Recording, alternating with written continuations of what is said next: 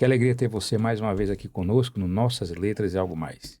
Estamos aqui mais uma vez para o estudo da lição da Escola Sabatina, Lições de Fé no livro de Josué. Já estamos na lição número 7, que tem o tema Lealdade Suprema, Adoração em Zona de Guerra. Fica conosco para nós juntos aprendermos no estudo de hoje.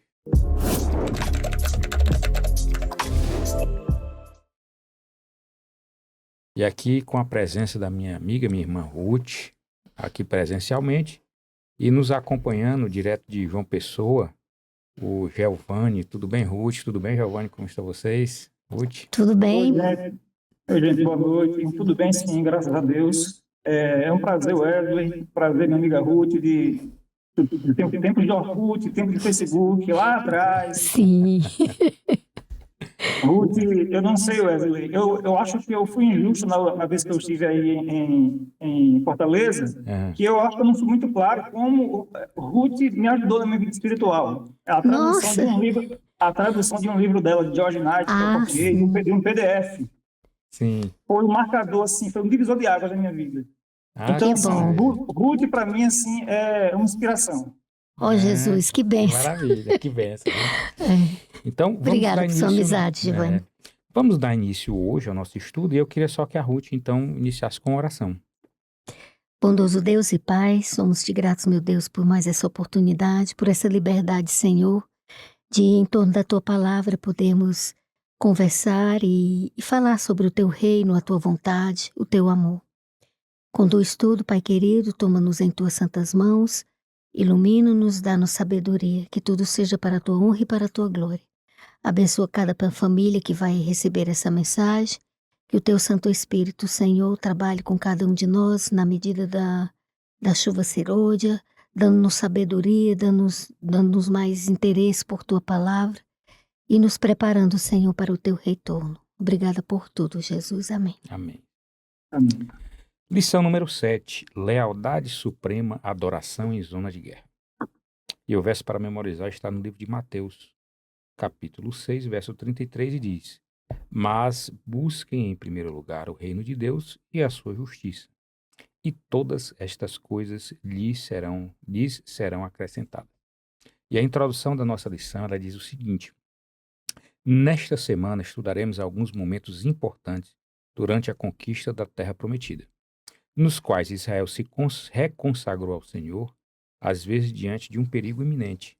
Josué tomou a decisão aparentemente irracional de circuncidar os israelitas em território inimigo, celebrar a Páscoa diante de um perigo iminente, construir um altar e adorar o Senhor enquanto a conquista estava a todo vapor, e montar o tabernáculo do Senhor, quando 7 tribos de Israel ainda não haviam recebido sua herança.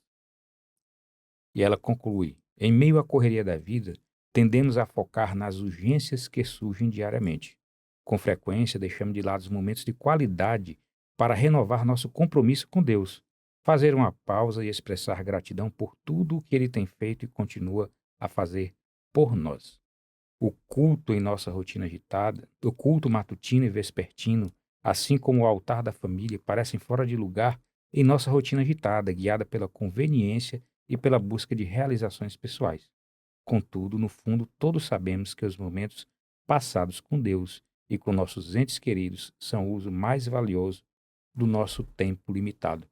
E nós vamos, durante essa semana, tentar fazer exatamente essa compreensão de algumas decisões de Josué, mas a gente vê também o significado espiritual que tinha em cada passagem dessa daí. E para que quem nos acompanha entenda esse primeiro momento, eu vou fazer uma breve recapitulação só dos capítulos anteriores para a gente chegar aqui a Josué 5. Então, em Josué 1, após a morte de Moisés, Deus levanta Josué como líder do povo de Israel, reafirma a promessa feita a Moisés e a importância da lei. Quando nós vamos para Josué 2, aí vem a passagem onde os espias vão a Jericó, são protegidos por Raabe, e vem todo o contexto referente à impressão dos espias e essa promessa, digamos, feita a Raabe através da proteção que ela os ofereceu. Josué 3 e 4 relata a passagem pelo Rio Jordão e em mais um milagre realizado por Deus, agora presenciado por uma nova geração. E aqui, em Josué 5, que antecede a conquista de Jericó, que vai acontecer em Josué 6, mas para esse início, na verdade que é parte do nosso estudo de hoje, fala da aliança de Deus com Israel, antes do início das conquistas, né, e das batalhas. E a lição do domingo tem um título Primeiro a Aliança, e pede que a gente leia Josué 5, nos versos 1 a 7. Eu vou fazer uma leitura rápida, para a gente já dar início aqui. Eu vou pedir, já aproveito, viu, Giovanni? Oi. Você inicia aqui nos respondendo. Mas vamos ler aqui Josué 5, dos versos 1 a 7, que diz assim, ó. No lado oeste do rio Jordão, viviam os amorreus e os cananeus. Estes moravam à beira do mar Mediterrâneo. Quando os reis desses povos ficaram sabendo que o Senhor tinha secado o rio Jordão para o povo de Israel passar, perderam a coragem e ficaram paralisados de medo.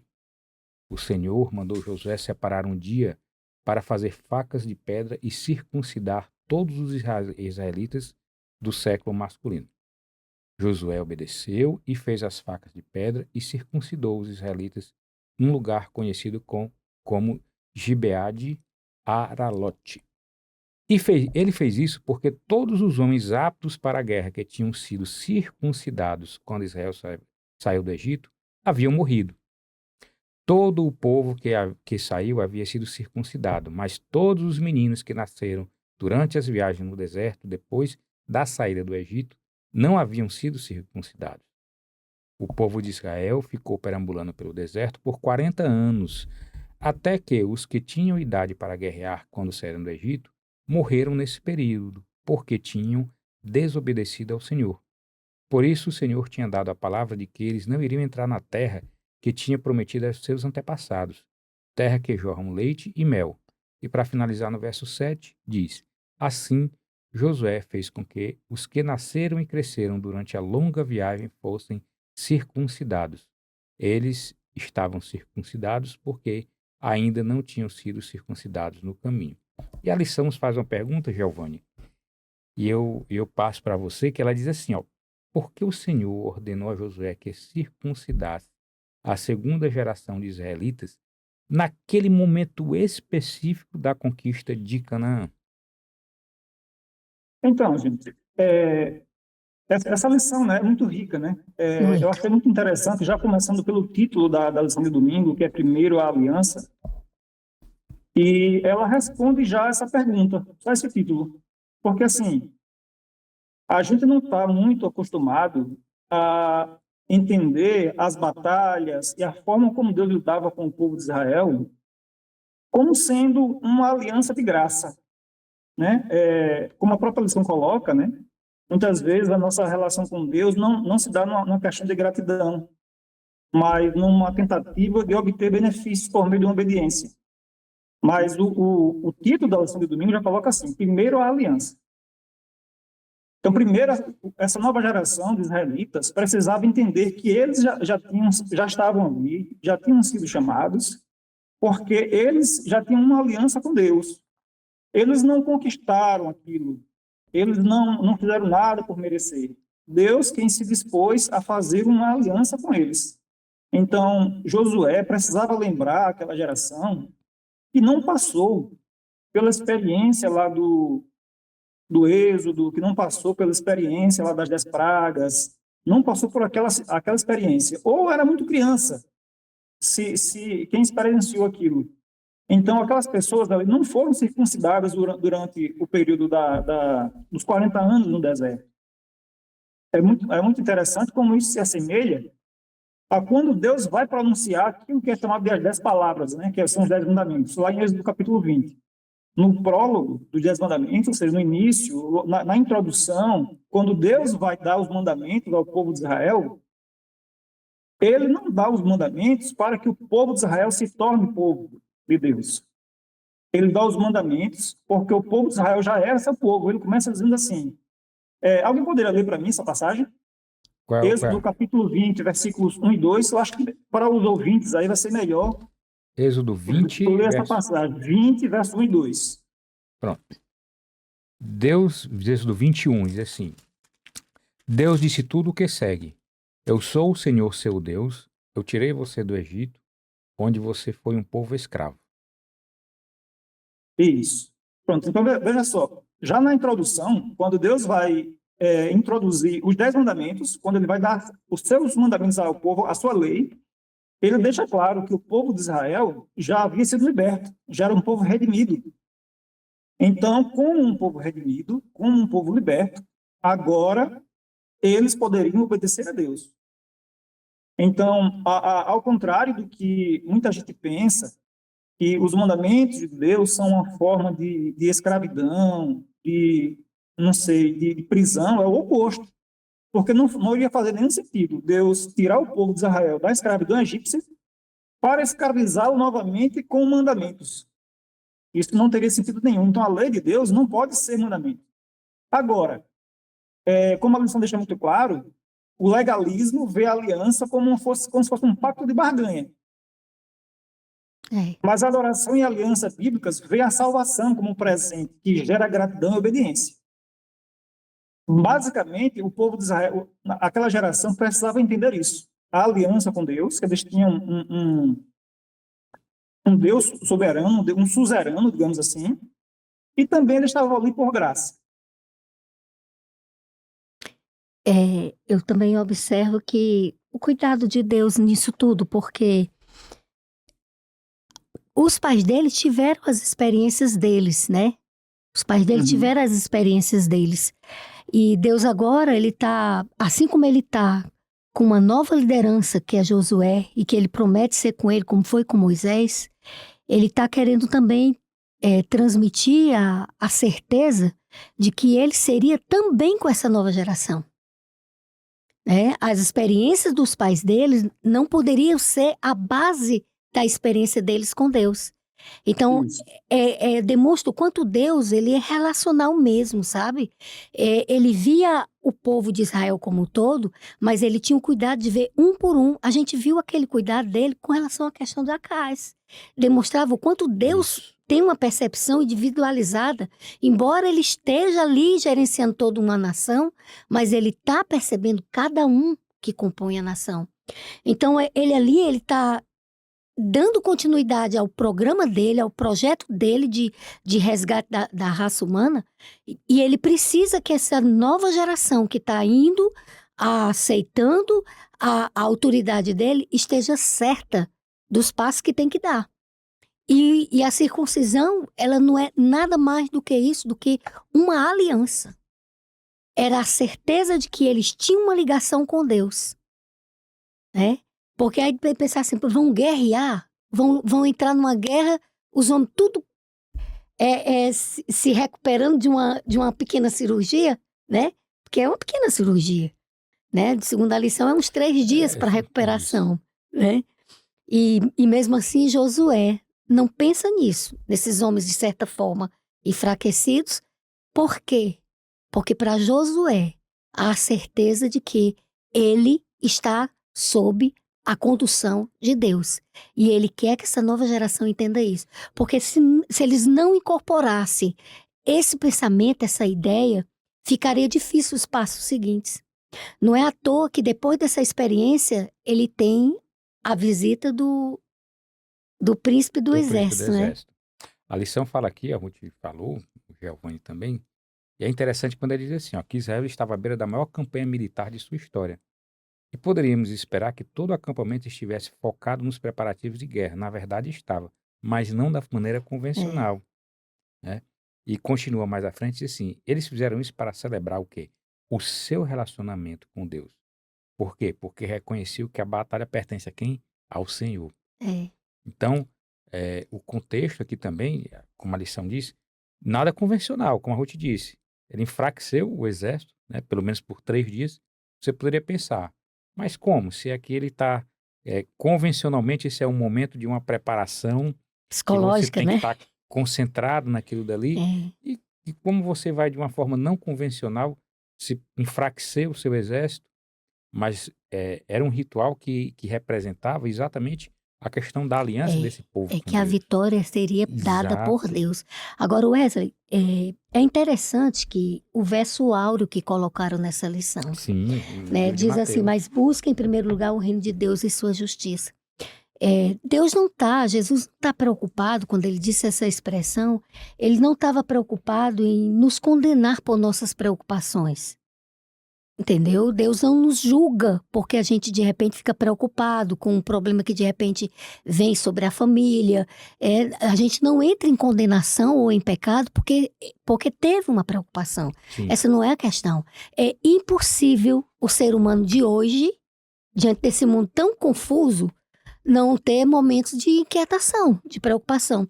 O que Jesus quer, o que Deus quer é que a gente entenda que a gente precisa buscar primeiro o reino de Deus, para que quando essas situações de conflito, de problema acontecerem, a gente esteja fortalecido. Porque a gente entendeu que é Ele que está na batalha com a gente. E Ele está na condução. Quando a gente descobre, percebe que tem que dar direção para Ele, que a gente se submete, sabe? Com humildade, se eu não entendo o que é que vai acontecer comigo daqui a 5 minutos, eu não preciso ficar preocupado com o dia de amanhã, porque vai dar tudo certo, porque Ele está comigo. Então, durante esses 3 dias que esses homens estavam se recuperando, Deus estava trabalhando com cada um deles. Com cada um deles. A gente não pode perder essa dimensão da individualidade. sim. Né? Ruth, com relação a essa passagem, eu gostaria de fazer um breve comentário sobre o que ela não significa, né? Sobre esse verso para memorizar. Porque, assim, a gente está na igreja há muitos anos e tal. Às vezes acontece de a gente decorar o verso ou aprender a sua interpretação de uma forma que não era exatamente a mensagem que o autor pretendia, né? Por exemplo, essa passagem, não sei se vocês repararam, mas a gente decorou uma forma apócrifa dela.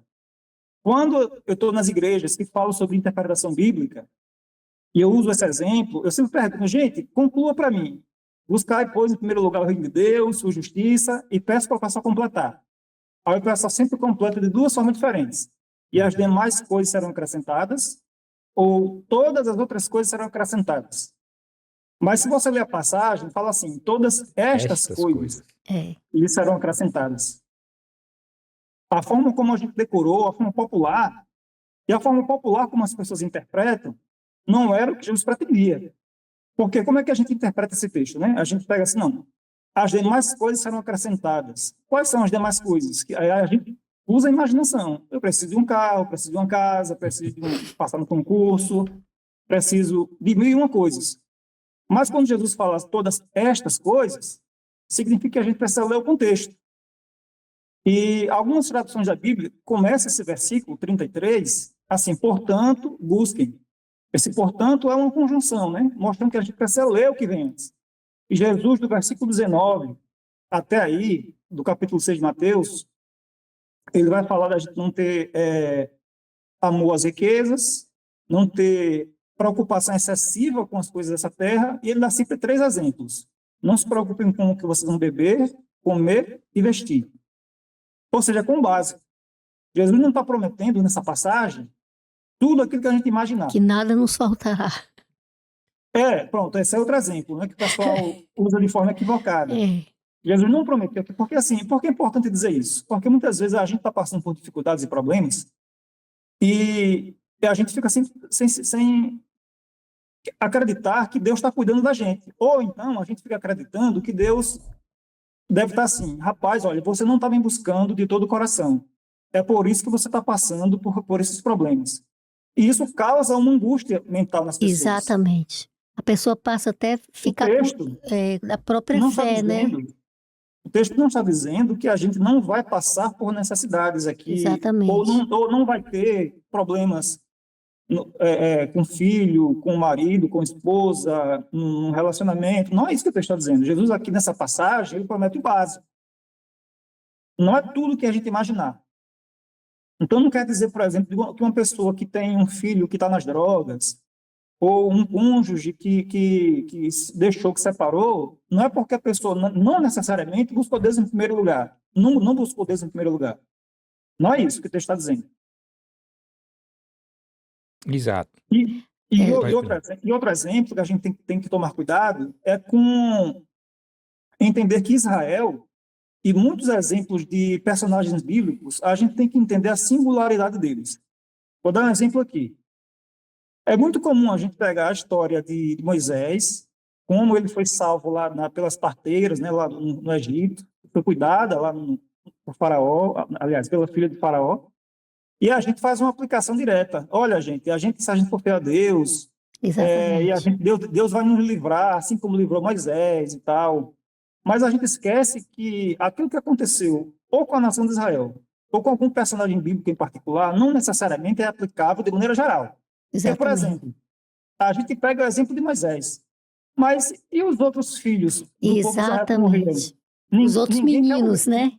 Ninguém quer usar os outros meninos que foram mortos exatamente. pelos parteiros, né?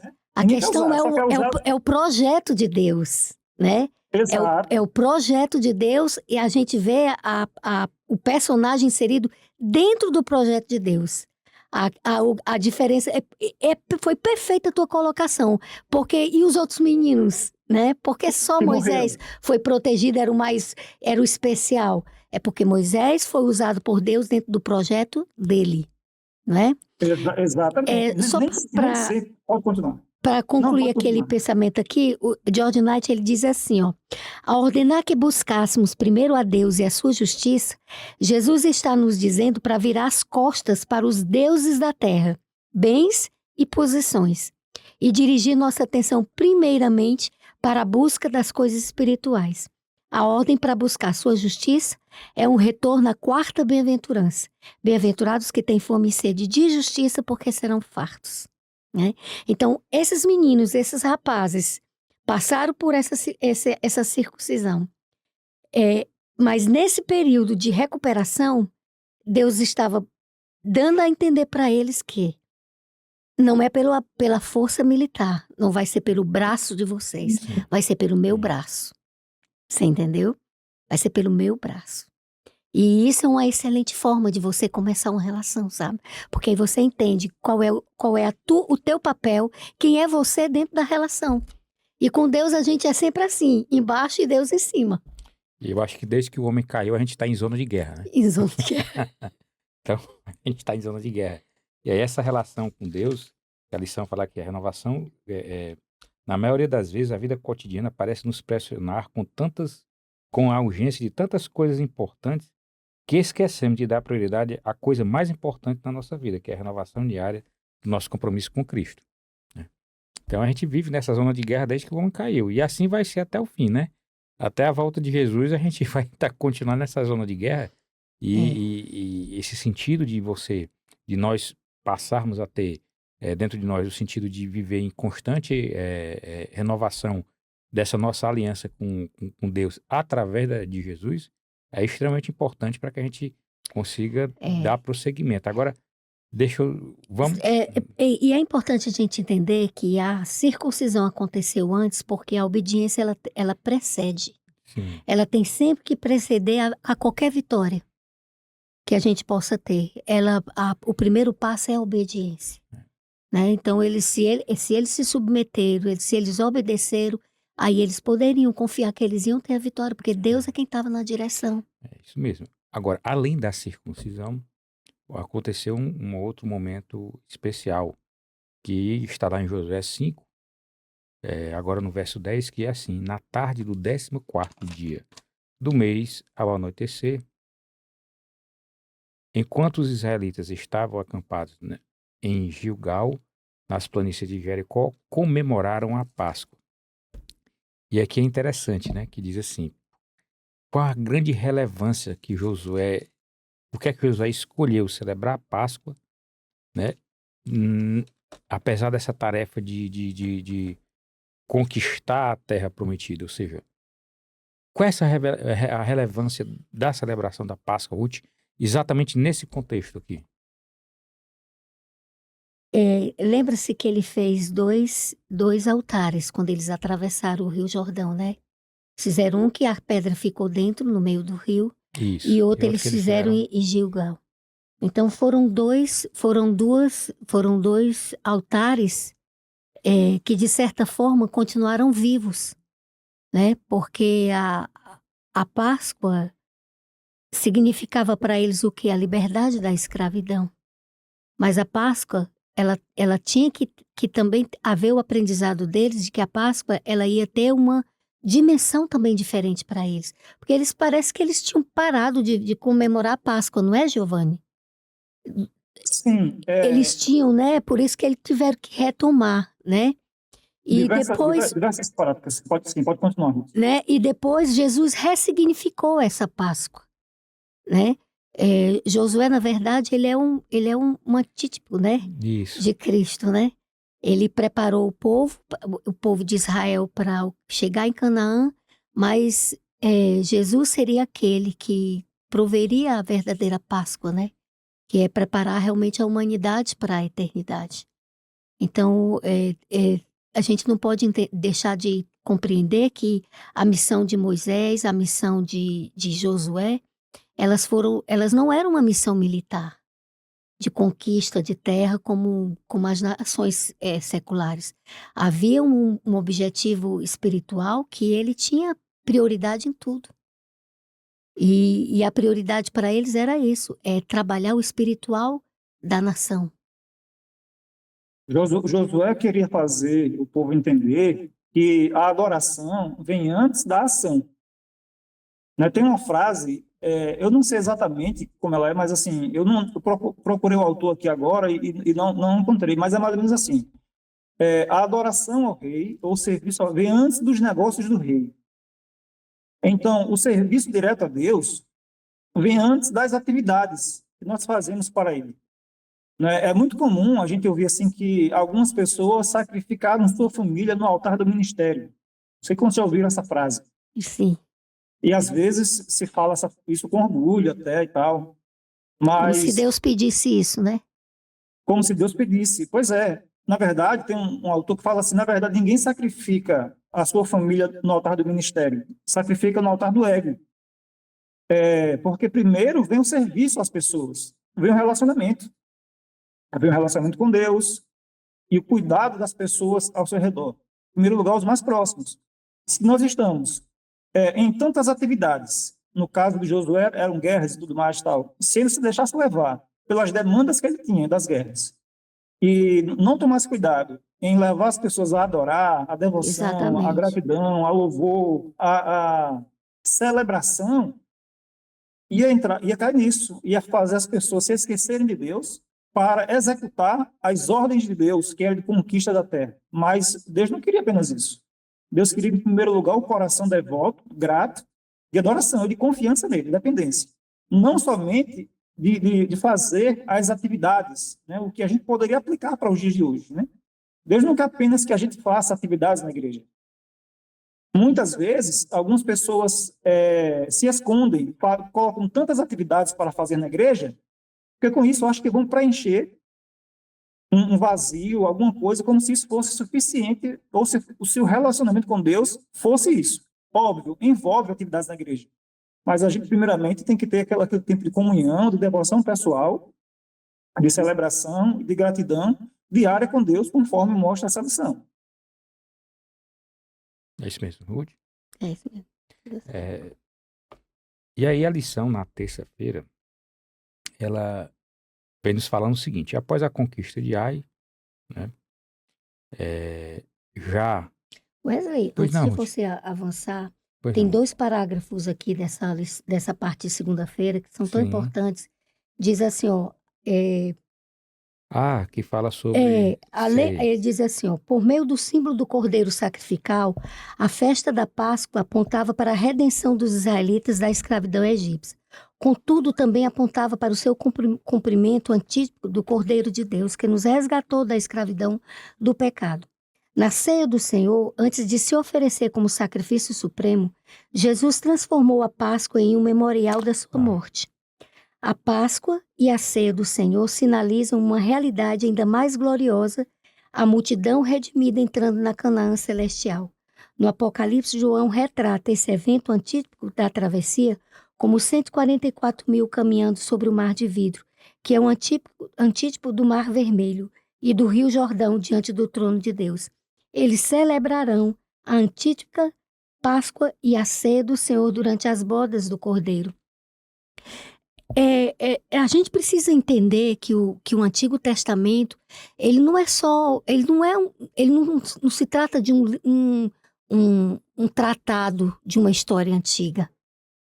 É a história da redenção do povo de Deus, que vai passar por um processo, e ela começando ali através de Gênesis, concluindo-se em Apocalipse. Olha como se fecha. Né? Como a coisa se fecha, né? Quer dizer, tudo. Então, não cabe. Dentro do projeto de Deus, não cabe orgulho, não cabe vaidade, não cabe exibição. Você está entendendo? Porque não se trata do ser humano. Você vê que as grandes estrelas que a gente vê dentro da Bíblia, os grandes heróis, foram homens que cometeram fiascos terríveis, né? A gente acha muito bonita a história de Enoque e tudo, mas a gente não sabe realmente quem era o Enoque na vida dele, né? O importante da vida de Enoque foi o quê? Foi que ele passou a andar com Deus. Essa foi a excelência da vida dele, que ele passou a andar com Deus. Aí a gente vê a história de Moisés, cometeu os desígnios, porque qualquer ser humano fraqueja mesmo, cai. Essa perfeição que muitas vezes quer se enxergar nesses homens da Bíblia, ela não existe. E ela nunca vai existir no ser humano, enquanto nós estivermos com essa nossa natureza caída. Essa impecabilidade, ela não vai acontecer antes do processo da glorificação. Vai ser somente depois. O que a gente precisa, sabe, nessa jornada da gente, de fé e de espiritualidade, o que a gente precisa entender, porque quando a gente entende isso, pode vir os desafios que vierem, os problemas que vierem, eles serão só pontos que vão nos ajudar a crescer. Você está entendendo? Então, cada batalha dessa, Deus poderia, num passe de mágica, ter dado tudo para eles. Ter dado, pronto, tá ali, já conquistei a terra, vão para lá, é só habitar. Mas essa não era a questão para Deus. A questão para Deus é fazê-los crescer. Entender a necessidade que eles tinham da presença dele na vida deles. Porque, como o Giovanni colocou aí, a questão da adoração. Adoração, Deus não precisa, sabe, dessa nossa adoração para ser quem ele é. Somos nós que precisamos dele. Então, essa adoração que a Bíblia tanto fala, que a Bíblia tanto requer do povo de Deus, não é porque Deus tem a necessidade de ser assim, bajulado, não. Você entende? Ele não tinha problema de estar fazendo processo de revanche contra outras nações, porque elas tinham outros deuses. Não se trata disso. Existe um ser que é dono do universo, que criou todas as coisas, e que ele criou um mundo perfeito, e que nós bagunçamos. Ele nos criou para gerenciarmos isso aqui, mas nós bagunçamos. Aí ele vem com a proposta de misericórdia, de graça. Eu resgato vocês, eu vou reconduzir vocês de novo à condição primeira que vocês tinham, quando vocês tinham a minha imagem. Você entende? Deus só vai ser perfeitamente adorado por cada um de nós quando cada um de nós conduzir em si a imagem de Deus novamente. Aí ele vai ser adorado. Então o que ele quer é isso, entende? Então você vê aqui que Josué, ele sai fazendo tudo isso aí, a Bíblia vai apresentando todo esse processo. Páscoa, né? Aí tem a circuncisão. Aí depois a circuncisão cedeu lugar para quê? Porque a Páscoa, Jesus ressignificou. A ceia, né? Foi a ceia. E a circuncisão foi o batismo, não é isso, Giovanni? Em certos aspectos, sim. É o batismo, porque é o que diz que você se torna um filho de Deus. É o batismo. É a nova aliança, é o batismo, né? Então, o projeto inicial de Deus, ele é único. Ele apenas vai tomando passo diferente porque ele vai trabalhando com o ser humano. É isso que eu ia dizer. Na verdade, ele vai trabalhando conosco. Conosco. Isso aqui não tem nada a ver com uma terra, um país assim, tomar posse de Canaã, não. Tem a ver com a formação de um povo, para que um dia Deus pudesse mandar o filho dele, e o filho dele cumpriu o plano da salvação. Deus não é um Deus que está atrás de etnia, atrás de dominar terras, porque se fosse isso, ninguém tomaria nada que é de Deus. E eles perderam. Eles perderam de novo essa terra. Você entende? Uhum. Então não se trata de terra aqui, as guerras aqui, por isso que Deus precisou sim, que eles fossem circuncidados, para que ele trabalhasse com eles, cada um deles, para que eles entendessem que o processo de salvação é relacional, é pessoal com Deus. E a gente precisa entender isso. A gente precisa entender que a nossa salvação não é a igreja quem traz, é Cristo. Tem muita gente que está perdida dentro da igreja. Verdade. Porque está achando que tem um nome de batismo de uma denominação, tá com a salvação. E não se trata disso. A gente vai entender, sabe, como isso de verdade, quando a gente passar a ser perseguido aqui. Aí a gente vai entender. A gente vai entender o que é dizer assim, eu sou de Cristo. Eu sou cristão e você passar a ser perseguido. É muito fácil ser cristão agora. Porque hoje a gente tem a liberdade completa pra gente. A gente está aqui gravando, a gente tem a liberdade de ir a um culto, a gente tem a liberdade de estar na igreja, a gente tem a liberdade de se reunir, mas nós sabemos que em dado momento isso não vai ser mais permitido. Um dia isso vai ser cobrado de nós, a posição. Atualmente, hoje, na Nigéria, tem gente sendo queimado vivo porque ama Jesus. Você entende? E então, para esses homens aqui chegaram a uma compreensão dessa, de que a vitória viria não da força deles, mas de Deus, eles precisariam entender que eles teriam que buscar o reino de Deus primeiro. E esse reino de Deus tinha que vir aqui, ó. Isso. Nós vimos aqui, então, que Josué, às vésperas dessa batalha, faz 2 eventos, né, ou digamos, dois momentos de relacionamento e espiritual com Deus, que é a circuncisão e a Páscoa. Vinha a conquista de Ai, e após a conquista, já em Josué 8, nos versos 30 e 31, diz assim: Então Josué construiu um altar ao Senhor, o Deus de Israel, no Monte Ebal, conforme Moisés, servo do Senhor, havia ordenado no livro da lei escrito por ele. Façam um altar de pedras brutas, não partidas, nem lavradas com ferramentas de ferro. Os sacerdotes ofereceram sacrifícios queimados e ofertas de paz no altar. Né? E Giovanni, isso tem um significado, né? Moisés, ele não teve a motivação, ou não foi da cabeça de Josué, perdão, que ele construiu esse altar e cumpriu aquilo que Deus, ou que Moisés havia já estabelecido para eles, né? E que motivação foi essa de Josué para construir esse altar? Então, assim, em parte a pergunta já foi respondida, né? Josué estava obedecendo a uma ordem de Moisés. Mas aí, né, no caso, ele nesse ponto, né, depois dessa vitória que eles tiveram em Ai, ele tinha, mais uma vez, voltando aquilo que a gente já comentou, e a lição vem apenas enfatizando, ele tinha a intenção que as pessoas adorassem a Deus antes de comemorar a conquista. Tem a conquista, beleza, mas vamos adorar a Deus antes. E é muito curioso, né? Esse altar nesse lugar, no Monte Ebal, porque ele não era para sacrifícios contínuos. Ele não era para estar sempre o povo sacrificando lá.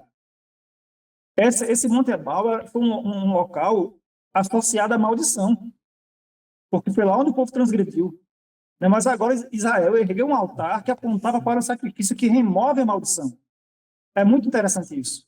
Então, assim, a motivação, em primeiro lugar, era a obediência pura e simples, e Josué queria agora mostrar, com esse símbolo, que agora a maldição estava sendo retirada.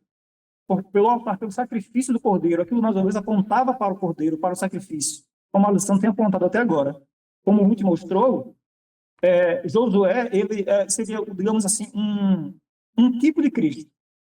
Porque o próprio nome Josué, e é Yehoshua na língua hebraica, é o nome de Jesus. Jesus em hebraico é Yehoshua.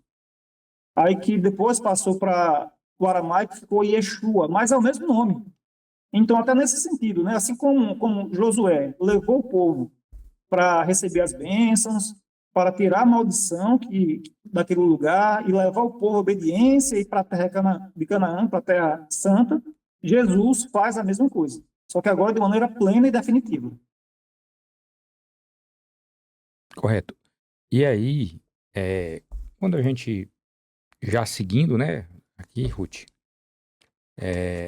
após a construção desse altar, está dito assim, já no verso 32, né, Josué 8, de 32 a 35, diz assim: E ali, diante dos olhos do povo de Israel, Josué gravou nas pedras uma cópia das leis escritas por Moisés.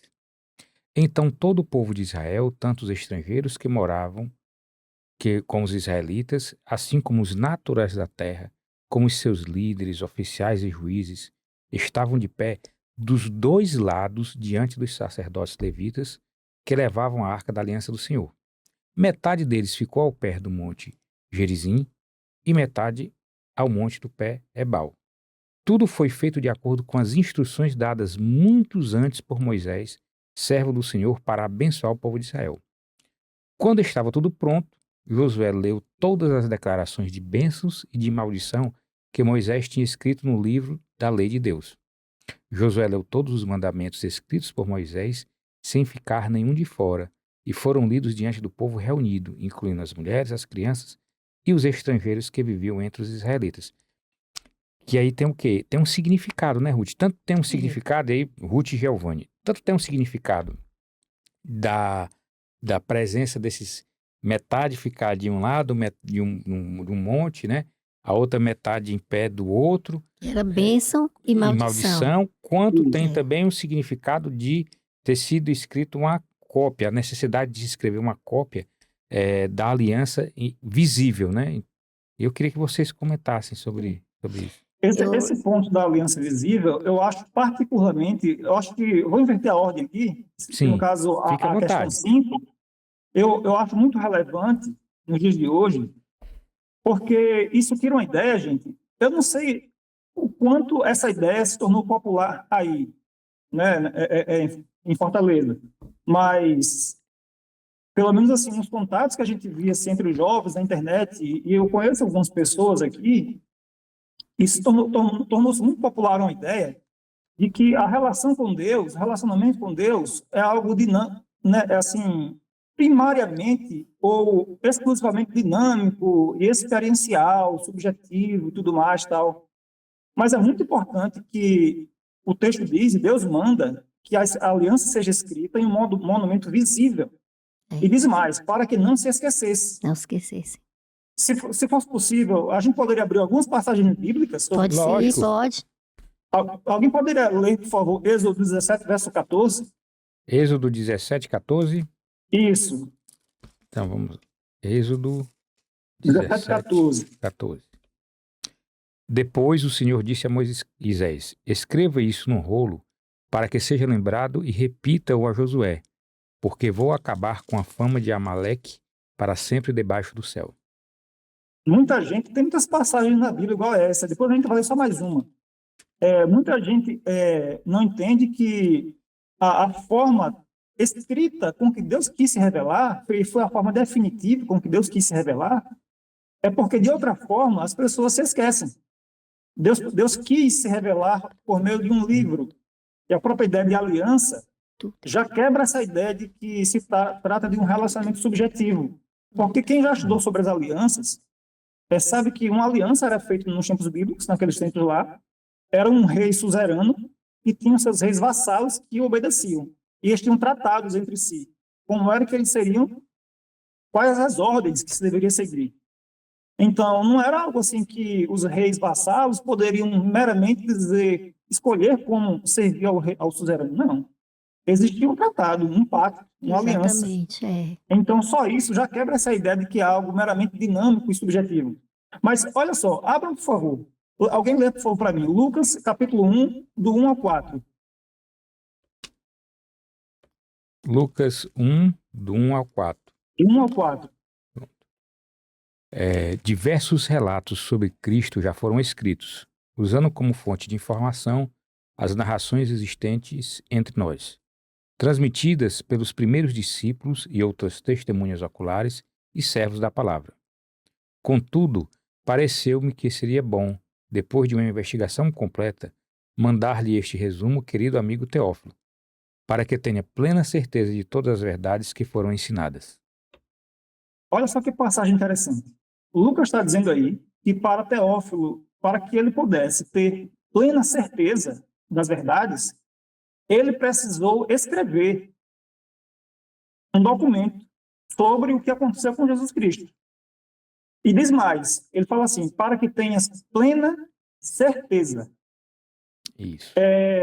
Tornou-se popular aí, uma vez eu vi um pastor progressista falando que fez uma série chamada O Pecado da Certeza. Eu não sei se vocês viram, né? Dizendo que no que diz respeito à fé, você não pode ter certezas. Isso seria arrogância, seria...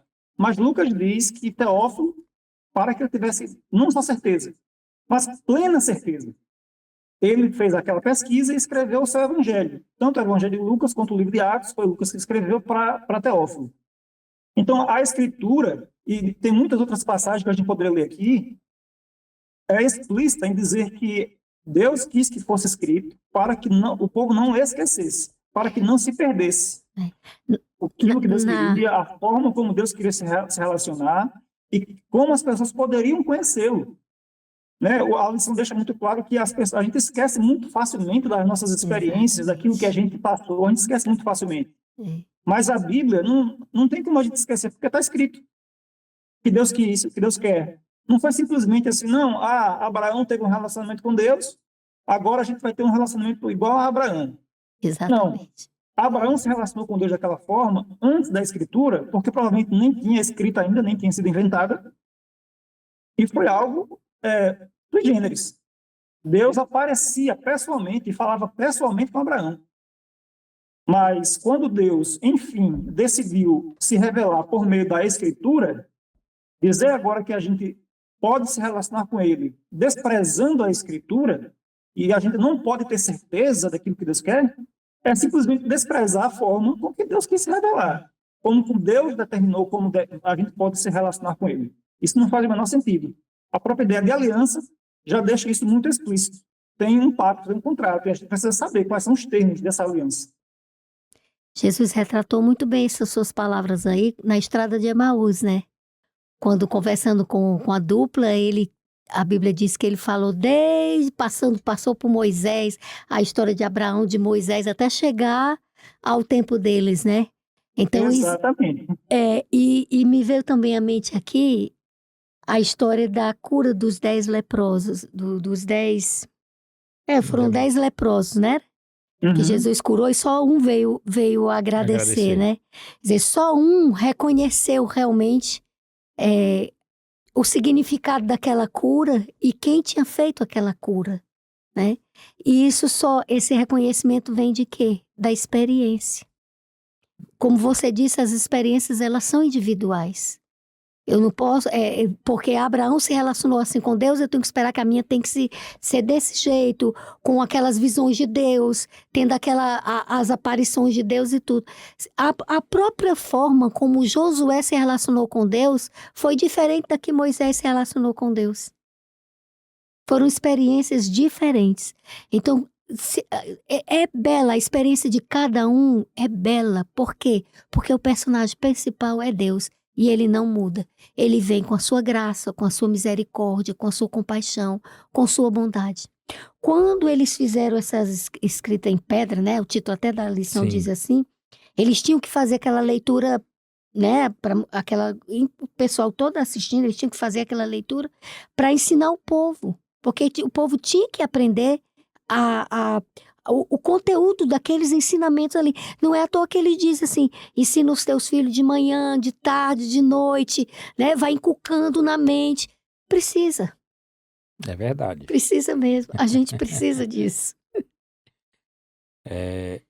Aí a gente olha como as coisas vão acontecendo. Tem a conquista, ergue-se o altar, e chega um momento que vai haver a divisão das terras, né? E aí, antes que 7 tribos, né, recebessem a sua herança, aí Josué 18:1 diz assim: depois da conquista da terra, toda a terra, toda a Assembleia de Israel se reuniu em Siló para armar o tabernáculo, né? Então, foi uma atividade que Josué fez. Obviamente que existe um grande significado, não só para o povo naquela época, mas que ela traz também um significado, e a lição faz essa ligação com o significado do santuário, do tabernáculo, para a nossa realidade hoje, né?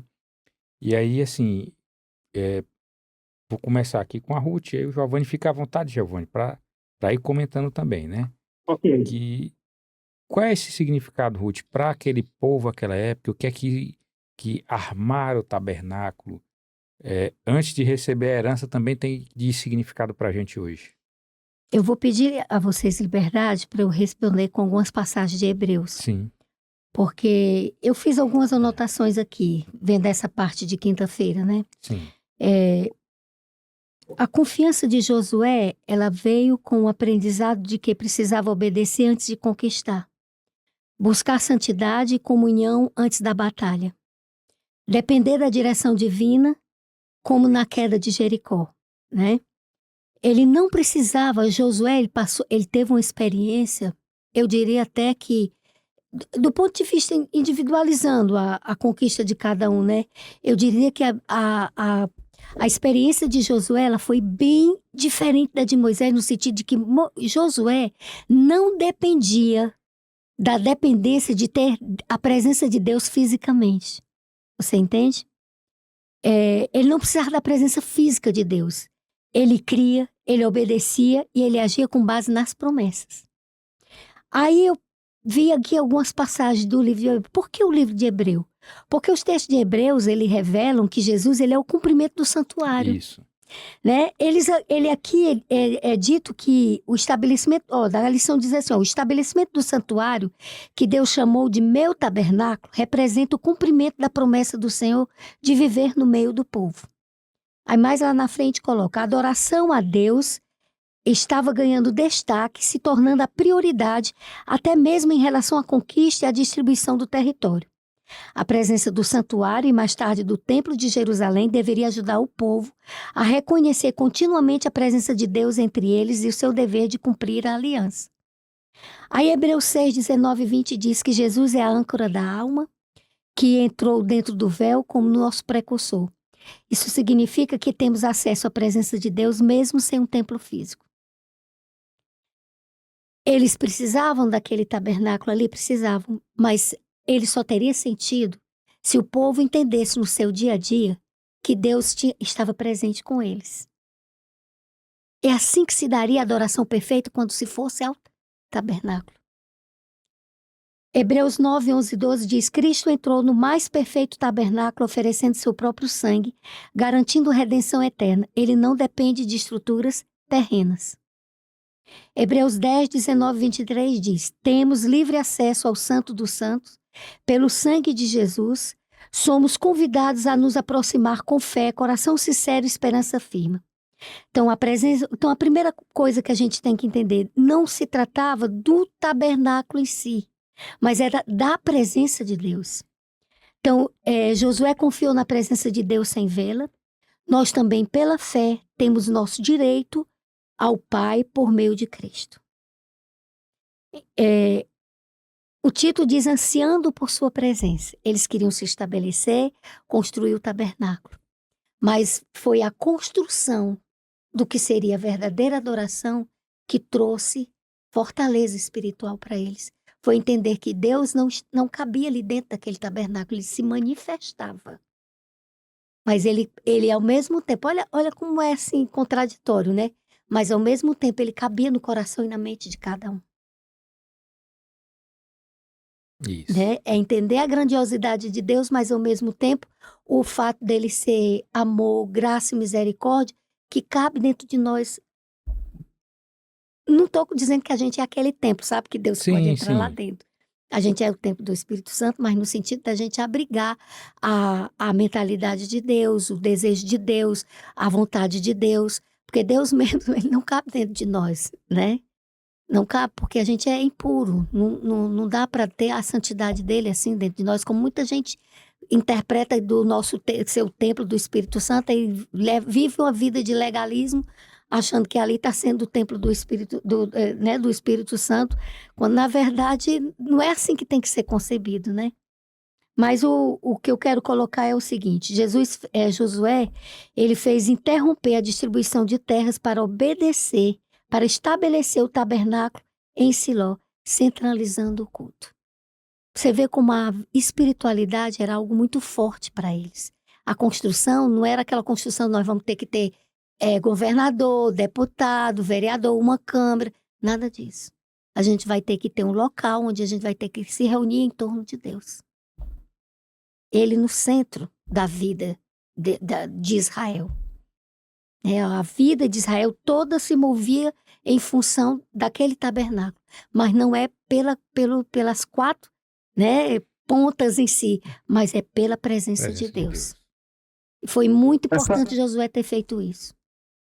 Pegando um gancho, né, no que você acabou de falar, é muito interessante, né, a gente lembrar que a distribuição de terras ali naquele ponto era urgente, né? Era urgente. Era um assunto logístico e econômico urgente, porque as pessoas precisavam se acomodar. Ainda assim, Josué parou no meio aquele serviço, aquela distribuição de tendas, para fazer uma tenda, mostrando que o propósito da presença de Deus era o objetivo e o centro da nação toda.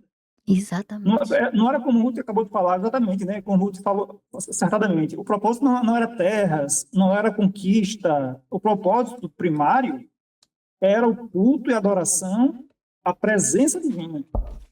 Isso é importantíssimo, mais uma vez, e chama a atenção para aquilo que a gente já mencionou desde o início da lição, na verdade. Que a centralidade da comunhão, da adoração com Deus, está acima das nossas buscas por qualquer coisa, por estabilidade financeira, por qualquer tipo de conquista acadêmica, de crescimento, de posição no trabalho, até mesmo pela atividade de coisas relacionadas à igreja. A comunhão e a adoração a Deus está acima até mesmo do serviço que nós prestamos a Ele. Verdade. Uma coisa não exclui a outra, mas tem as suas prioridades. Josué deixou muito claro aí que a prioridade não era a conquista, era a adoração. Tanto que ele parou no meio, algo que era urgente. Como é que o povo ia acomodar aquele povo ali? Não importa. Vamos parar e vamos adorar.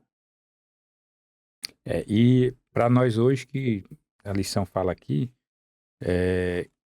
o povo naquela época tinha o santuário, mas para hoje a gente tem tem que ter o nosso entendimento de que ainda existe um santuário, mas agora um santuário não aqui terreno, um santuário celestial que tem toda uma representação para a gente.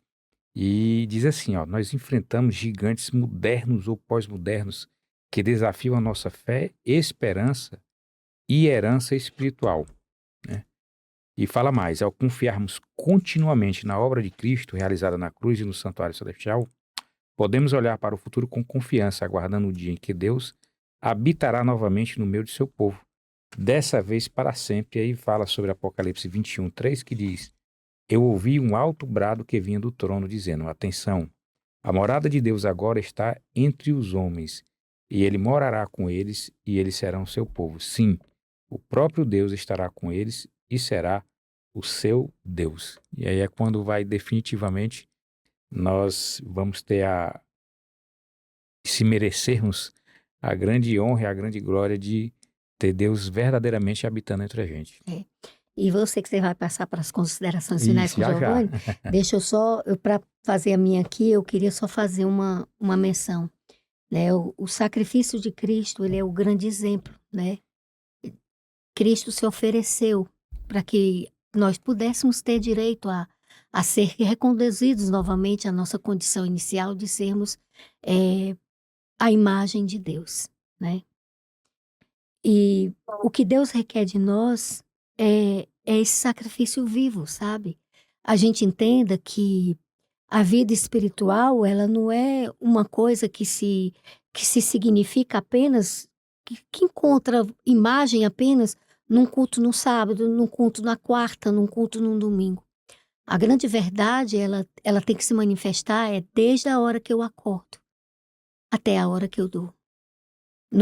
Na intimidade do meu lar, né? Com os filhos, os irmãos, os pais, com o esposo, a esposa, até o ambiente de trabalho, onde eu vou estar lá fora daquele meu ambiente seguro da família, né?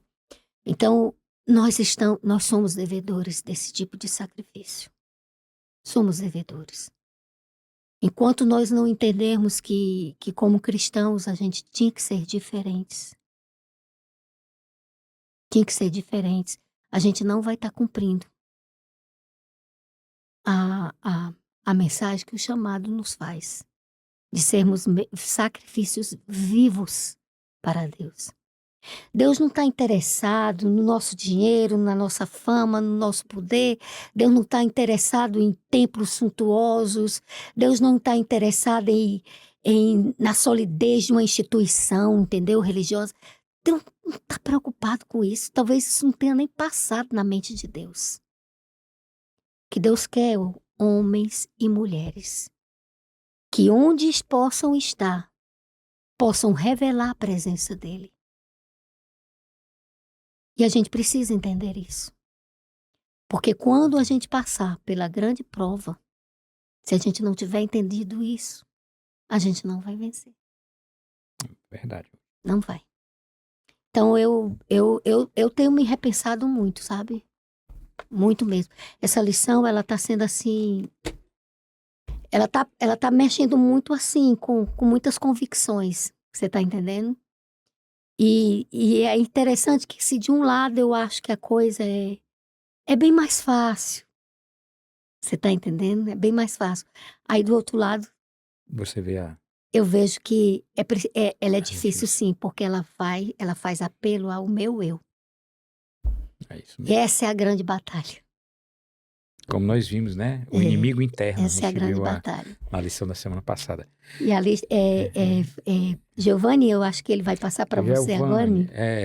E eu quero desde já te agradecer, viu? Agradecer isso é um prazer.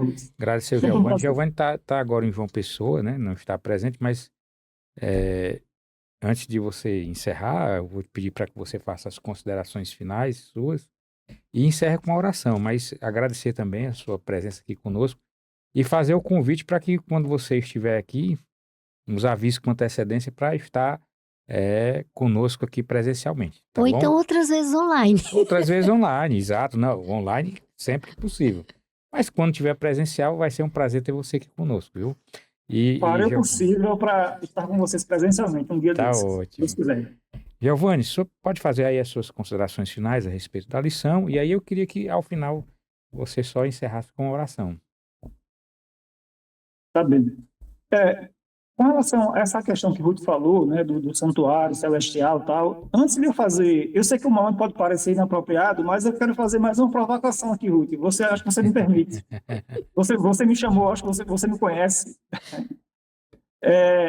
A questão, nós adventistas, como entendemos a questão do santuário celestial, que Cristo faz, o que ele faz lá no céu por nós e como ele faz, nós entendemos de uma forma mais refinada do que outros cristãos.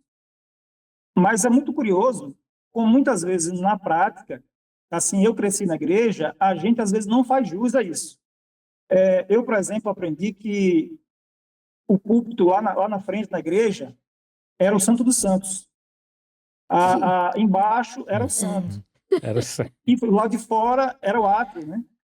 E ainda tem gente que acredita nisso, tá?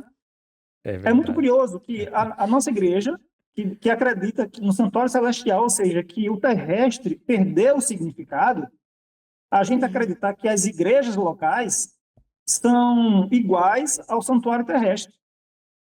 Isso significaria dizer que Cristo ainda não inaugurou o santuário celestial. Exatamente. A gente nunca para pensar nessas coisas, que isso é uma negação do santuário celestial. Verdade. Então, gente, assim, a gente não pode continuar. Espero que alguém que esteja ouvindo aí não creia nisso, mas se tiver alguém que pense assim ainda, por favor, você está negando a doutrina adventista do santuário celestial, que Cristo inaugurou e tornou obsoleto o santuário terrestre. Exatamente. Então, as igrejas locais não são cópias, não são réplicas do santuário terrestre. No santuário terrestre nem sequer tinha música lá dentro, nem sequer entrava mulher, nada, só entrava o sacerdote. Então não tem sentido nenhum, não tem nenhuma semelhança. As igrejas modernas são mais semelhantes às sinagogas do tempo de Jesus. Não tem nada a ver com o santuário ou o tabernáculo. Então, assim, né, a lição mostra no final, na quinta-feira, que Cristo hoje, diferente de como era a relação do povo de Israel com Deus, em que eles tinham mais ou menos assim um lugar, né, fixo para encontrar com Deus. É óbvio que cada um poderia adorar a Deus na sua casa e tudo mais, mas eles tinham um lugar fixo. Hoje nós temos uma pessoa conosco. Hoje temos Cristo. Hoje nós adoramos Deus, como Jesus falou para a samaritana lá em João 4, em qualquer lugar. Nós não precisamos de um lugar especial para adorar a Deus. Nós podemos adorar a Deus na nossa casa, onde você está nesse momento. Nós adoramos a Deus reunidos juntos em grupo, né, como congregação, e igreja quer dizer isso, né, pessoas reunidas e não paredes. Então, hoje nós podemos adorar a Deus até de forma mais, digamos assim, mais fácil, digamos, de como era o povo de Israel. Muitas vezes a gente pensa assim, caramba, se a gente tivesse um templo, tivesse aqueles ritos, ou se Deus se manifestasse como se manifestava lá no passado, seria mais fácil. Mas, na verdade, mais fácil é agora. Mais fácil é agora. Porque agora nós temos a plenitude do Espírito disponível, nós temos Cristo e pessoas... Oi, Ruth, você ia falar? Estou confirmando que é verdade o que você está dizendo aí. Então, hoje, a gente pode ter uma entrega até mais, digamos assim, mais fácil, até mesmo porque nós temos a história do povo de Israel, como eles viveram, e eles não tinham a sua própria história para aprender com elas, né? Eles foram aprendendo aos trancos e barrancos. E a gente pode olhar para trás e aprender com o exemplo deles e aprender com o desenvolvimento do plano da salvação, que aponta para Cristo, o nosso relacionamento com Ele. Então, a mensagem da lição é aquilo que já está lá no sábado. E todas as coisas, né, no dia de sábado, quem leu, prestou atenção, os demais dias foi apenas destrinchando aquilo que o dia de sábado já mostra. Que todas as coisas que a gente faz para Deus, no serviço de Deus, na obra de Deus, elas estão num lugar abaixo da comunhão com Deus pessoalmente, da comunhão direta e individual com Deus. E deve ser mediada, como a gente mencionou na quinta-feira, eu fui na quarta, não lembro agora, deve ser mediada pela Escritura. A aliança com Deus não deixou para que seja uma forma subjetiva ou dinâmica, como alguns acreditam hoje, né, em tempos pós-modernos. Temos uma escritura para vermos como é que Deus gostaria de se relacionar conosco. E Ele não se relaciona conosco ou não abençoa, não usa igrejas talentosas. Deus não procura pessoas que sejam muito inteligentes ou métodos muito eficazes. Não é isso que Deus procura. Deus procura pessoas de caráter que queiram se relacionar com Ele. Então, não é que Deus procure métodos melhores, embora a gente possa usar alguns métodos que sejam importantes. Mas Deus procura homens melhores, pessoas melhores, que o coloquem em primeiro lugar, antes das atividades do dia a dia, antes dos relacionamentos no emprego, do crescimento pessoal, intelectual, acadêmico ou financeiro, seja lá como for. Deus tem que estar antes de todas essas coisas. E eu acho que esse seria o encerramento uma lição mais importante dessa lição. Amém. Amém. Giovanni, você poderia orar para a gente encerrar? Oremos. Santo e bondoso Deus, Pai querido que estás nos céus, nós te louvamos, meu Deus, nós te agradecemos, porque, como essa lição dessa semana mostrou, meu Pai, nós muitas vezes nos esquecemos de lições tão básicas, de verdades tão fundamentais. E por conta disso, meu Deus, nós deixamos que o corre-corre da vida diária nos faça esquecer, meu Deus, que o Senhor é quem é soberano, o Senhor é quem guia, o Senhor tem poder para salvar, poder para operar em nosso favor, assim como o Senhor fez, meu Deus, com o povo de Israel, que era um povo pequeno, mas o Senhor operou por eles. Não foram eles que conquistaram nada. Assim, meu Deus, nos ensina, meu Pai, a entender que não somos nós que conquistamos nada. O Senhor trabalha por nós. Claro que nós precisamos, não podemos ser de qualquer forma, fazer a tua obra de qualquer jeito. Óbvio que não. Mas, meu Pai, nos ajuda a entender que a obra é tua e o Senhor quem opera, e toda a honra e toda a glória devem ser dadas apenas ao Senhor, meu Deus. Fica conosco, abençoa cada um de nós, abençoa Wesley, abençoa Ruth, e todas as suas questões que cada um tem. Fica conosco, abençoa os ouvintes, meu Pai, em nome de Jesus. Amém. Amém. Amém, Senhor.